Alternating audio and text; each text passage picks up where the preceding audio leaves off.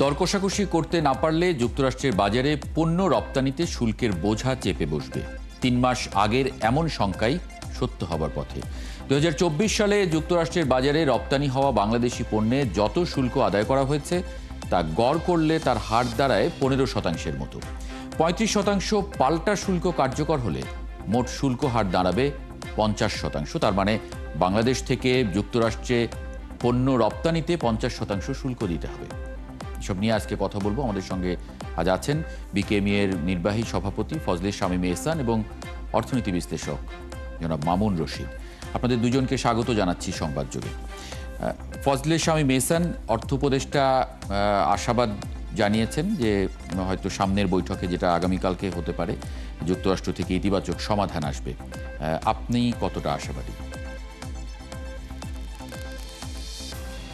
তো অবশ্যই আমাদের নিরাশ হওয়ার কোনো কারণ নেই। নিশ্চয়ই যেহেতু নেগোসিয়েশনটা সরকারই করছে, তো সরকারের কাছে নিশ্চয়ই তথ্যপত্র রয়েছে যে আজকে হোক বা আরো 2 দিন 12 তারিখ পর্যন্ত আমাদের এই নেগোসিয়েশন চলবে, বা তারপরেও সময় থাকবে। আসলে 1 তারিখের আগেও যে কোনো কিছু হতে পারে, বাট নিশ্চয়ই ওনার কথা অনুযায়ী আমরা আশাবাদী যে হয়তো অচিরেই হয়তো আমরা আরো ভালো কোনো খবর পেতে পারি। জি, মামুন রশিদ, রপ্তানিকারকরা বলছেন যে গত 3 মাসে বিভিন্ন দেশ যুক্তরাষ্ট্রের সঙ্গে আলোচনা করেছে, চুক্তি করেছে, কেউ কেউ শুল্ক কমানোর পদক্ষেপ নিলেও বাংলাদেশের প্রচেষ্টা সেখানে দুর্বল ছিল। আপনি তা মনে করেন কিনা, মামুন রশিদ? এবং বাংলাদেশ থেকে বেটার যে দেশগুলো, তার মধ্যে রয়েছে প্রতিযোগী দেশ ভিয়েতনাম। ভিয়েতনামের ক্ষেত্রে শুল্কটি 20%। আবার এটা ভুললে চলবে না, ভিয়েতনাম কিন্তু treated as a most favoured nation by United States of America. এবং আমার রপ্তানি পণ্য সামগ্রীর যেহেতু একটা রয়েছে পোশাক শিল্পের উপরে, সেই ক্ষেত্রে ফলাফলটা আমাদের উপরে বেশি চেপে বসবে। এছাড়া অন্যান্য দেশগুলো শুল্ক কিন্তু প্রায় আমাদের কাছাকাছি, হয় আমাদের থেকে সামান্য কম ইন্দোনেশিয়ার মতো দেশের, আবার মিয়ানমার, কম্বোডিয়ার মতো দেশের আমাদের অলমোস্ট কাছাকাছি কিংবা একটু বেশি। এখন যে সমস্যাটি হচ্ছে, যেটা বলা হচ্ছে যে আলোচনা হলে কমে আসবে, 1 আগস্ট পর্যন্ত সময় আছে। তো যদি মারাত্মক কমার সম্ভাবনা থাকে, যেটা আমার আপাতত মনে হচ্ছে না, তার কারণ জনাব ট্রাম্প একটি চিঠি অধ্যাপক মোহাম্মদ ইউনূসকে, আমাদের প্রধান উপদেষ্টা, ইতিমধ্যে দিয়ে দিয়েছেন। তো স্বাভাবিকভাবে এটাকে যদি রিভার্ট করতে হয় তাহলে, কিংবা রিভোক করতে হয়, কিছুটা সময় নেবেন। তো এই সময়ে আমরা কি করব? আমাদের হয়তো রপ্তানি সক্ষমতা বাড়াতে হবে, উৎপাদন খরচ কমাতে হবে এবং বেঁচে থাকার একটা অভিনব চেষ্টা করতে হবে।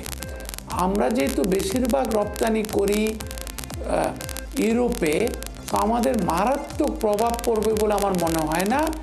আর এই ফাঁকে আমরা আমাদের নেগোসিয়েশনটি চালিয়ে যাব এবং আরও বেশি করে কিভাবে মার্কিন যুক্তরাষ্ট্রের সাথে সম্পর্ক উন্নয়ন করা যায়। বাণিজ্য উপদেষ্টা বলেছেন আমরা আমদানি বাড়াতে চাই, বিমানের আমদানি বাড়াতে চাই, সোয়াবিনের আমদানি বাড়াতে চাই, তুলার আমদানি বাড়াতে চাই, এমনকি সামরিক বাহিনীর জন্য অস্ত্র শস্ত্র ক্রয়ের ক্ষেত্রেও। সেই ক্ষেত্রে যদি আবার পুনর্বিবেচনা করা যায়, অবশ্যই আমাদের পক্ষে আসবে। আমাদের লাভ না করা গেলে আমাদের রপ্তানিমুখী একটি দেশ হিসাবে আমাদের ওই ধরনের ব্যবস্থাপনা কিংবা সমঝোতার মাধ্যমেই এগুতে হবে বলে আমি মনে করি। ফজলে শামীম এহসান, শুল্ক কমাতে না পারলে, বা যেরকম মামুন রশিদ যে শঙ্কা প্রকাশ করেছেন যে সেইভাবে আসলে একেবারে কমিয়ে আনা, সেটা আসলে কতটুকু সম্ভব হবে সেটা নিয়ে সন্দেহ আছে। আমাদের রপ্তানি খাত আসলে কতটা ধাক্কা খাবে যদি আমরা এখান থেকে ভালো খবর না পাই? না, আমি এখনো কিন্তু এটা বলার মতো সময় আছে না। আমি বারবার বলছি সবাইকে যে আসলে আমাদের উপরে কতখানি শুল্ক উনি আরোপ করলেন মিস্টার ট্রাম্প, তার থেকে আরো বেশি ইম্পর্টেন্ট হলো যে আমাদের যে মেইন প্রতিদ্বন্দ্বী দেশ চায়না এবং ভারত, কিছুটা হলো পাকিস্তান, তাদের সাথে আসলে উনি কি বিহেভ করছেন এই ট্যারিফ নিয়ে। কারণ আমাদের শুল্ক যাই আছে এটাতে যদি নাও কমে, চায়না এবং ইন্ডিয়ার যদি শুল্কটা উনি আমাদের থেকে বেশি থাকে, উনি আরেকটা কথা বলেছেন যে ব্রিক্স কান্ট্রিগুলোর জন্য উনি অ্যাডিশনাল 10% আরো ট্যারিফ দিবেন, যেহেতু ব্রিক্স উনার বিরুদ্ধে কাজ করে। তো এই টোটাল জিনিসগুলো আসলে সলভ হওয়ার আগে এখনো সময় আসে নাই যে আমাদের ব্যবসা কোন দিকে যাবে এটা বলার মতো। এমনও হতে পারে যে ওনার এই টোটাল জিনিসটা শেষ হওয়ার পর আমাদের ব্যবসা বাড়ার সম্ভাবনা অনেক বেশি থাকতে পারে যদি চায়নার উপরে 55-60% ট্যারিফ উনি বজায় রাখেন, প্লাস ব্রিক্সের জন্য ইন্ডিয়া 26-এর সাথে যদি আরো 10% অ্যাড করেন, তাহলে তো আমরা অনেক বেশি একটা ভালো সিচুয়েশনে চলে যাব, প্রচুর পরিমাণে অর্ডার তখন বাংলাদেশে বাড়বে। ফলে নেগোসিয়েশনটা আসলে শুধু যে আমাদের দেশের সাথে সম্পর্কিত তা না, আমাদের দেশের সাথে যে নেগোসিয়েশন হচ্ছে তার সাথে সাথে আমাদের প্রতিদ্বন্দ্বী দেশগুলোর সাথে বা প্রতিযোগী দেশগুলোর সাথে উনি কিরকম নেগোসিয়েশন করছেন সেটাও আসলে আমাদের আসলে দেখার বিষয়। জি, মামুন রশিদ, মানে আপনি এটা কিভাবে দেখেন? আসলে আমরা যদি কিছুটা হয়তো একটা পরিস্থিতি তো তৈরি হতেই পারে, সেই পরিস্থিতি মানে সামলানোর মতো শক্তি আমাদের রপ্তানি খাতের আছে কিনা? কারণ যুক্তরাষ্ট্রে তো আমরা বিশেষ করে তৈরি পোশাক, জি নয় সাথে জড়িত আমাদের পররাষ্ট্র মন্ত্রণালয়, আমরা কি কিংবা মার্কিন যুক্তরাষ্ট্রের সাথে ভারসাম্য আনবো, নতুন সমঝোতা আসবে। আপনি লক্ষ্য করেছেন ব্রিক্সের সাথে যদি আমরা ঝুঁকে পড়ি, সেখানে উনি এডিশনাল আরোপ করতে পারেন। এছাড়াও আরেকটি সমস্যা রয়েছে, সেটি হচ্ছে যে আমরা যদি কোনো স্যাংশন কান্ট্রির সাথে আমাদের ট্রেড বাড়াই কিংবা যুক্তরাষ্ট্রের আপাতত শত্রু দেশের সাথে আমাদের বাণিজ্য বাড়াই, সেই ক্ষেত্রে উনি নতুনভাবে আরও শুল্ক করতে পারে, আমাদেরকে কিন্তু নতুন ফেলে দিচ্ছে। এবং সেই ক্ষেত্রে সবচেয়ে ভারসাম্য আনতে পারে আমাদের পররাষ্ট্র মন্ত্রণালয়, বাণিজ্য মন্ত্রণালয়, অর্থ মন্ত্রণালয় একযোগে কাজ করার মাধ্যমে। তো এইটির যদি বৃহত্তর একটি সমঝোতা না হয়, যেভাবে এটা ডাইনামিক উপায়ে বাণিজ্য ব্যবস্থা বিস্ফোরণ ঘটছে কিংবা নতুন নতুন মানে নেভিগেশন দাঁড়াচ্ছে, সেই ক্ষেত্রে কিন্তু আমাদেরকে ভারসাম্য আনয়নটা অনেকটা চ্যালেঞ্জিং হয়ে যাবে। সেই ক্ষেত্রে শুধুমাত্র সক্ষমতা বাড়িয়ে রপ্তানি খাতের উন্নতি করে মানে আমরা আলটিমেটলি বিজয় লাভ নাও করতে পারি যদি না ভূ রাজনৈতিক সমস্যার সমাধান করতে পারি। মানে উল্টো আমরা যদি আসলে এরকমও শঙ্কা দেখেন কিনা যে আমরা মানে ভীত হয়ে, যেরকম ফজলে শামীম এহসান বলছিলেন যে আমাদের ব্যবসা বাড়তেও পারে, সেটাও সম্ভাবনাটাও আছে। মানে আমরা যদি এটাকে ভীত হয়ে আমরা একমুখী একটা বাণিজ্যের দিকেও যদি যাই, যেগুলো তুলা, এয়ারক্রাফট বা অন্যান্য আমদানি যদি আমরা যুক্তরাষ্ট্রে বাড়িয়ে দেই, সেটাও অর্থনীতিতে কোনো ধরনের প্রভাব তৈরি করবে কিনা? তো প্রভাব আছে। আমি যদি সস্তায় ভারত থেকে তুলা আনতে পারি, মালয়েশিয়া থেকে সোয়াবিন আনতে পারি, কিংবা এয়ারবাস থেকে বিমান কিনতে পারি, আমি মার্কিন যুক্তরাষ্ট্রে কি পাবো? সেইটা কিন্তু বাণিজ্য সচিব যেটা বলেছেন, it is a process of continuous negotiation. তো আমাদেরকে কন্টিনিউয়াস নেগোসিয়েশন টেবিলে থাকতে হবে। এবং এইটাই বলেছি আমি আপনাকে, বাণিজ্য মন্ত্রণালয়, অর্থ মন্ত্রণালয়, বিশেষভাবে পররাষ্ট্র মন্ত্রণালয়ে নেগোসিয়েশন ক্যাপাবিলিটি বাড়াতে হবে, সক্ষমতা বাড়াতে হবে এবং প্রতিনিয়ত মার্কিন যুক্তরাষ্ট্রের সাথে আলোচনার টেবিলে থাকতে হবে। আলোচনার টেবিলে জয়লাভের সম্ভাবনা। ফজলে শামীম এহসান, আমরা এই যে 3 মাসে যে নেগোসিয়েশন করেছি, সেখানে কোনো দুর্বলতা বা কোনো পিছিয়ে পড়া দেখেন কিনা অন্য প্রতিদ্বন্দ্বী দেশগুলোর তুলনায়? আমি আসলে সেরকম মনে করি না। তার কারণ হলো যে একে তো ধরেন আমাদের উনি ইনিশিয়ালি যেটা দিয়েছিলেন তার থেকে উনি বাড়ান নাই। আর তাছাড়া অনেক সময় দেখা যায় যে আমাদের রাষ্ট্রীয় সার্বভৌমত্ব রক্ষার জন্য বা আমাদের রাষ্ট্রের মর্যাদা রক্ষার জন্য অনেক সময় এমন অনেক কিছু আমরা হয়তো বা অ্যাচিভ করতে পারি না, কিন্তু সেটা আসলে আমাদের ওভারঅল দেশের জন্য এটাকে উইন সিচুয়েশন। তো আমরা আসলে এখনো জানি না, যেহেতু নাকি এইটা সরকার শুধুমাত্র তারা নিজেরাই এই নেগোসিয়েশনটা করছে, ফলে যখন আমরা পুরোপুরি রিপোর্ট পাবো যে কেন কি হলো বা কেন আমরা পেলাম বা কেন আমরা পেলাম না, তখনই আসলে বলার সময় আসবে যে আসলে আমরা এখানে কি ফেল করেছি না উইন করেছি। বাট আপাত দৃষ্টিতে আমি এখনো বলার সময় আসে না, কারণ এখনো নেগোসিয়েশনটা চলমান, যেহেতু অতএব কালকে কি হবে বা আরো 3-4 দিনের ভিতরে কি ঘটবে তারপরে আসলে, এবং কি কারণে আমরা আসলে নেগোসিয়েটটা করতে পারলাম না বা আরো 20% যেতে পারলাম না, যখন আমরা সবকিছু জানতে পারবো তখনই আসলে বলার সময় হবে যে আমরা কি আসলে নেগোসিয়েশনে ফেল করেছি না উইন করেছি। মানে এখন পর্যন্ত মোটা দাগে আসলে আপনারা ব্যবসায়ীরা কি দেখেন, যে আমরা কি কোনো শঙ্কার মধ্যে আছি, নাকি এই কোনো ধাক্কা যদি খুব খারাপ হলেও যদি মানে যেটা আছে সেটাও যদি আসে তাহলে আমরা সেটা মোকাবেলা করতে পারবো?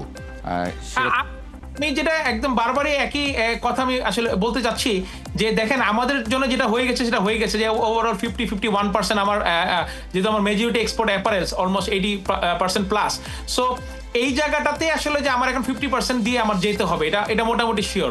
কিন্তু আমি এখনো জানি না যে এই ইউএসএ সবচেয়ে বড় অ্যাপারেল সোর্সিং কান্ট্রি চায়না, সে কত দিয়ে যাবে। সে যদি আমার থেকে বেশি দিয়ে যায় তখন তো চায়নার থেকে প্রচুর অর্ডার আমার এখানে আসবে। কিন্তু আমাদের জন্য রিস্কের জায়গাটা হবে তখনই যদি আমার এবং চায়নার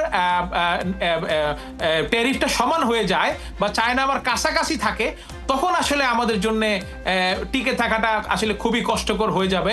বাট তার আগে পর্যন্ত আমি আসলে এটা নিয়ে একদমই শঙ্কিত নয়। এবং আমার যেটা বিশ্বাস, এতদিন পর্যন্ত মিস্টার ট্রাম্প, যদি উনি ভেরি মাচ আনপ্রেডিক্টেবল, বাট এতদিন পর্যন্ত উনি যেই ধাঁচে কথা বলছেন চায়না এবং ব্রিক্সের সাথে, উনি যদি ওই ধারাবাহিকতা বজায় রাখে তাহলে আমার মনে হয় যে আমরা আসলে এই ওভারঅল যে ট্যারিফটা আসবে সেখানে আমাদের সম্ভাবনাটাই বাড়বে ক্ষতির থেকে। জি, তার মানে তো আমাদের আসলে খুব বেশি শঙ্কা যে আমাদের মানে পাওয়ার দরকার আছে সেরকমটাও নাই, সুযোগও তৈরি হতে পারে। মামুন রশিদ, মানে এটা বলা যাবে যে চায়নাটা ডিলটা শেষ হওয়ার পরে।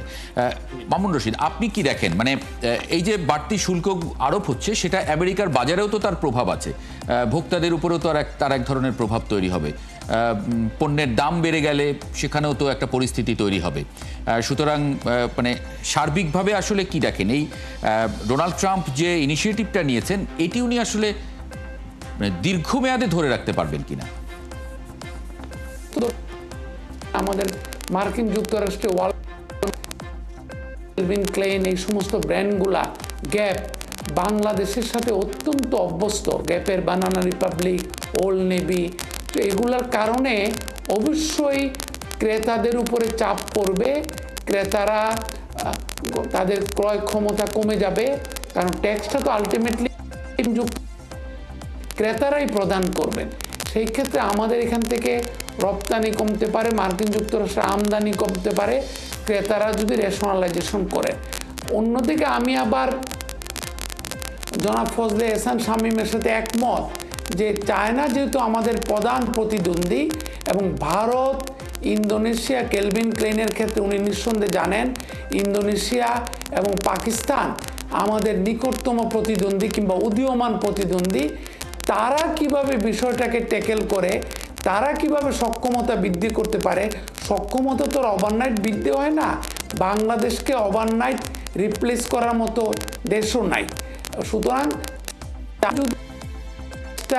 ট্রাম্প বাড়িয়ে রাখেন, এটা রাখার সম্ভাবনা বেশি। আর আমরা যদি আমাদের উৎপাদন খরচটা কমাতে পারি, শ্রমিকদের পেটে লাথি না মেরে অভিনব পদ্ধতিতে সরকারের আমাদের ব্যক্তি খাতকে সহায়তা করে, রপ্তানি খাতকে সহায়তা করে, নতুন নতুন অভিনব উপায়ে আমরা যদি আমাদের রপ্তানি বাড়াতে পারি, এমনকি অন্যান্য দেশও যেটা মার্কিন যুক্তরাষ্ট্রের বাইরে, সেই ক্ষেত্রে আমাদের চ্যালেঞ্জ মোকাবেলাটা অনেকটা সহজ হবে। তবে আমাদের সকলকে একযোগে কাজ করতে হবে, ব্যক্তি খাত, রপ্তানি খাত, উদ্যোক্তা সমাজ, অর্থনীতিবিদ, কেন্দ্রীয় ব্যাংক, মিনিস্ট্রিগুলো একসাথে কাজ না করলে শুধু সরকার একমুখীভাবে কাজ করলে অতীতে যেমন সমস্যার সমাধান হয়নি, ভবিষ্যতে হবে না। জি, ফজলে শামীম এহসান, ব্যক্তি খাত, বেসরকারি খাত, সরকার, বিভিন্ন মন্ত্রণালয় সব একযোগে আসলে এই পরিস্থিতিটা মোকাবেলা করা প্রয়োজন এবং এক সুরে কথা বলা দরকার। সেই জায়গায় আসলে কি দেখেন? না না, এটা আমরা তো সবসময় এই কথাটা বলে আসতেছি যে আসলে আমরা তো ব্যক্তি খাত তো আসলে আমরা কাজ করি, বাট আমাদের সরকারেরই বিভিন্ন সংস্থা হতে না পারে।